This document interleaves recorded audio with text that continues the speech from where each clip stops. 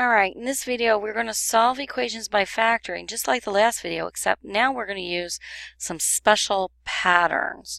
So my first one is going to be x to the third plus 3x squared plus 4x plus 12, and we're going to say equals 0. Now, we have one major problem here.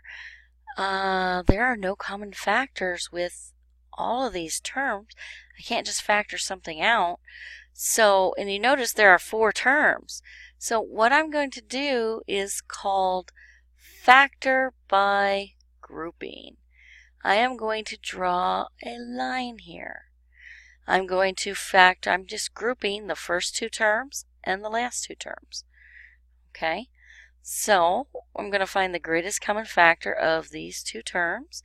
I have x to the third, 3x squared. I can factor out an x squared. What would be left over is an x plus 3. Close my parentheses. Then I look at this pair. I have a 4x and a 12. Well, I can divide them both by a positive 4, so plus 4. I'm going to factor out a 4. I'm left with x plus 3. Oh, do you notice something? We have x plus 3 on both sides of the line. So here's what I can do. I can take my x plus 3, factor it out. What's on the inside?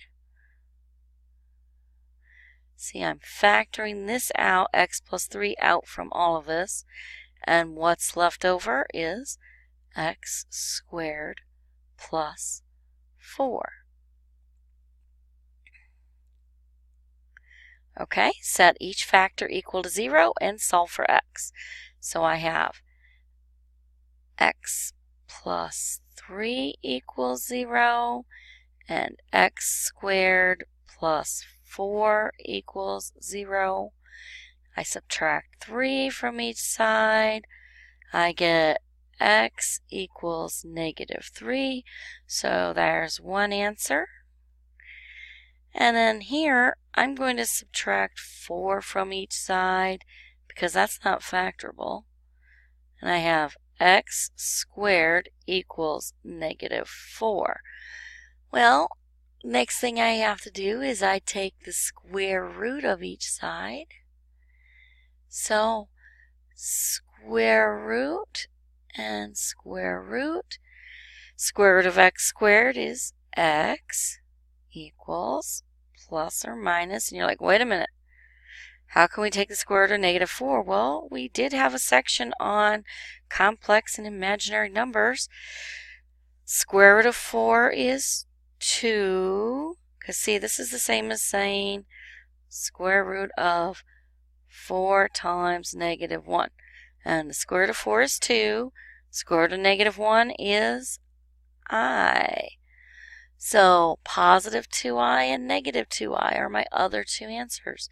So my 3 answers for x are negative 3, positive 2i, and negative 2i. Oh, there they are, all listed singly.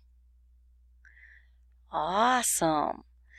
Now we're going to do another one, and it is another special pattern.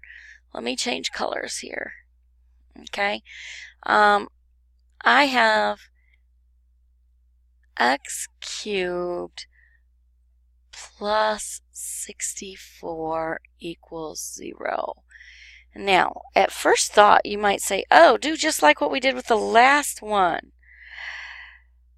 Not quite, because this is a special factoring pattern. It's called a sum of 2 cubes.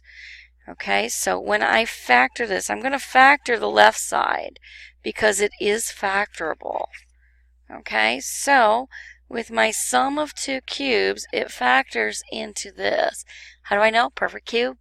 And 64 is the same thing as 4 cubed. So I could rewrite this as x cubed plus 4 cubed equals 0. And now in factoring this, I'm going to get x plus 4 times, and I'm following this special pattern that's on page 297 in your textbook where it says sum or difference of two cubes.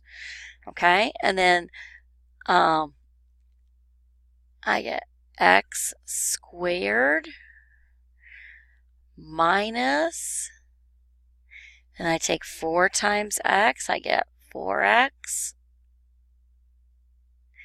And then I say plus 4 squared, which is 16, equals 0. Set each of these equal to 0 and solve for x. So x plus 4 equals 0, subtract 4. And here's where we get that x equals negative 4.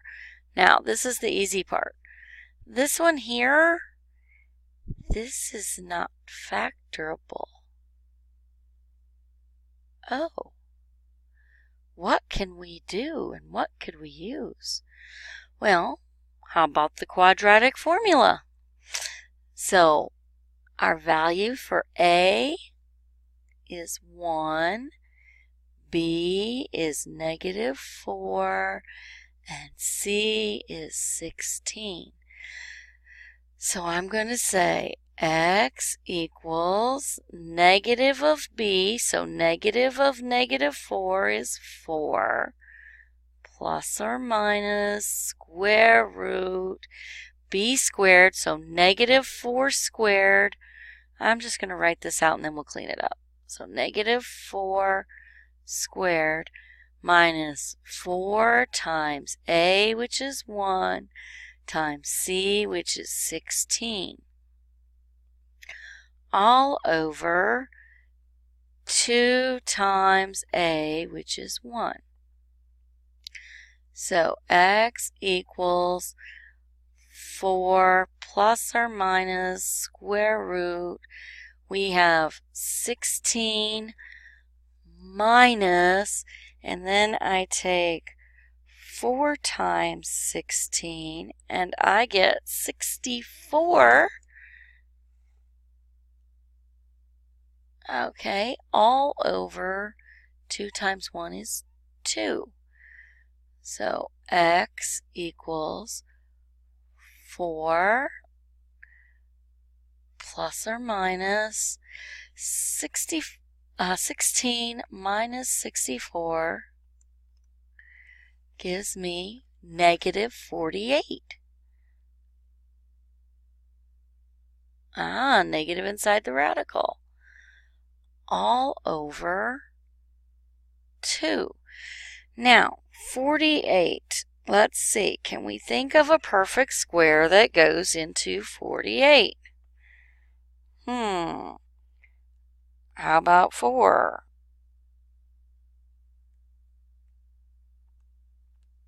Because 4 times, how about 16? Even bigger yet. Because 16 times 3 is 48. So, this is the same as saying 4 plus or minus square root of 16 times 3 times negative 1 all over 2. So x equals 4 plus or minus square root of 16 is 4. Square root of negative 1 is I, and a 3 stays inside. All of this is over 2. Now, since all 3 of these are even, I can divide them all by 2. So I get 2 plus or minus 2I radical 3.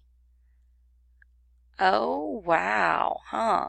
So my three values for x are x equals -4, that's my real number, and then 2 plus 2I radical 3, and 2 minus 2I radical 3. Wow, that is some answer, huh? Yeah. Okay, so see, that's why we couldn't just at the beginning go, oh, that equals -64, and then just hurry up and do a cube root. That wouldn't work because it was a special factoring pattern. Oh, wow. That's a hard one. So work at it. You can do this. Just remember, millions of people have done this before you were ever born, and millions will do this stuff after you're long gone. You can do this too. Is it difficult? Yes. But with some hard work, you can do this. Bye-bye and have a great day.